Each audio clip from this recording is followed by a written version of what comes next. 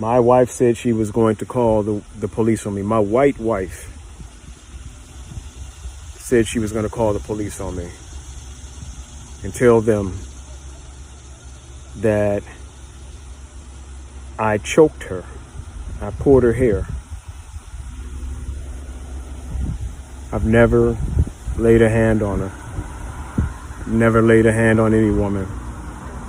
I just can't believe that my wife is serving me with a protection for what? For protection from abuse. This is for you. This is your copy. Yep. What does that mean? What's that? A protection from abuse. There was something going on between you two Yes. that she didn't like, all right? So she filed a protection from abuse order against you. I'm being evicted from my house now. Immediately, but what we allow you to do is get an overnight bag. All right, so Right. we'll go inside so you can get some of your things. I have to leave with you? No, you can drive away. No. What I'm asking you is, I have to leave right now. Correct. Yep. So you can go inside, gather up some of your things. We allow you that courtesy. And do you have your car here? I do. And then on your own accord, you can leave here, okay? So you're going to leave and I can leave after you leave? I just have to leave. We're gonna leave. No, we're gonna leave with you. We're gonna leave together. Okay. You definitely have to leave today, okay? Got you. So what we'll do now, go inside, get some of your things. You need this back? What's that? This. Nope, that's for you. This is me. Yep. This is me. That's officer and that's officer. Can I see your eyes, please? Is that okay? All right. My wife filed a false abuse claim against me in order to initiate a divorce, in order to get an advantage over the property that we have. Out of nowhere, she just filed a false abuse claim against me and had me evicted from the house. Women in particular who do this to men are criminals. They are dangerous. They are criminals. My understanding now is that this is a strategy that many women will employ in court in order to take advantage of their husbands and their property. You say I should have seen this coming? She did everything she could to keep me from seeing what she was doing.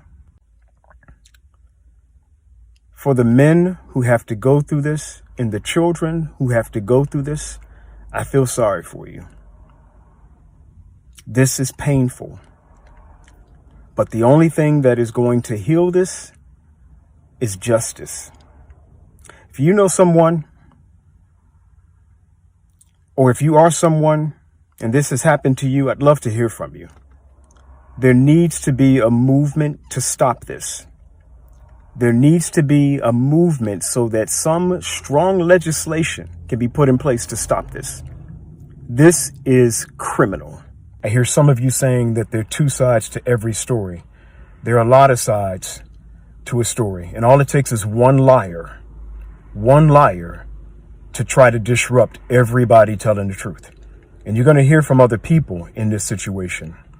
You're going to hear from other people. You're going to hear from my friends. You're going to hear from my family about this situation. Because everybody knows that this was a major disruption, a major deception, a major betrayal. And it was clearly planned. No, it didn't come out of nowhere for the person who was planning it.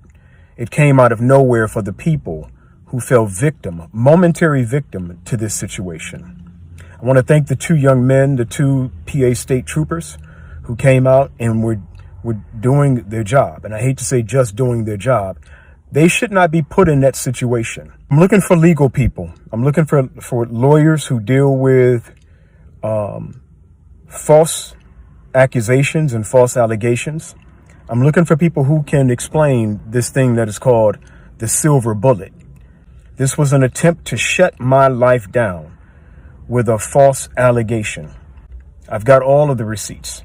And again, to those of you that say you should have seen this coming, I have to tell you, I got to question why you would get in a relationship and always be looking for something coming. You shouldn't have to always be looking for something coming. And when somebody is so determined to disrupt your life and will pretend like they are with you, these actors and actresses who want to pretend like they are with you, they are really good. if it's better, maybe I should wait for the police to arrive. Oh no, we talked to the police already. Yeah, They said and it's- you can't yeah. come in the house. You don't. No, live No, there. we So they don't can. have a You have a protection from abuse PFA warrant, against yeah. their father, It's but not not against us. us. We talked to them. We're allowed in the house. Yeah. We live here. Our stuff is there. You don't live here. Well, we do. And our stuff is in the house that we bought. It's our property, so we can touch it and take it. Our dad's property is also here that he paid for, that he worked very hard for. The longer this takes, the harder it's going to be. We just want to get our stuff and go. Okay, if you'll wait outside, I'll go inside and get all. And the touch things all of and our bring it things. down. Touch our things that we paid for. That's our property. I'll bring it out for you. No, it's not your right I've to do packed that. it up. You didn't have to touch our You stuff. realize by doing this, you're not letting your stepchildren into the house, right? Your stepchildren. You Your are former legally married to our stepchildren. Even if you are dad. getting divorced, you're not letting your former stepchildren into their own house. We've lived here for just as long as you have. You know how that looks, right? So I'm assuming you guys are waiting for who'd you call, the police or state troopers? The police are the state troopers. The state troopers. There's two different things. District. There's two different things. These are not state troopers. And we've definitely called both of them, so. Yeah, We just want to get our things because it's already been 3 minutes and 12 seconds and we could have been out. Yeah, you could be out. So can I be assured that if I open the store that you will go collect your things Yes. peacefully and that you will then leave? We're not animals. We can do that. That's all I'm asking you to do. Thank you. She doesn't want you guys here? She's our stepmom legally on paper, so we can't live in our house, right? We've been here for a year and almost a half, and we can't stay here Yeah, especially without your father. I mean, since your father can't be here until Thursday. I mean, so you guys, I think you guys need to just not come back here until the court proceedings. You gotta let your father through the court proceedings and take it up with the sheriff's I office. can't come back to my house. In my fucking bed. Oh God. Yeah, this all feels very dehumanizing, but yeah.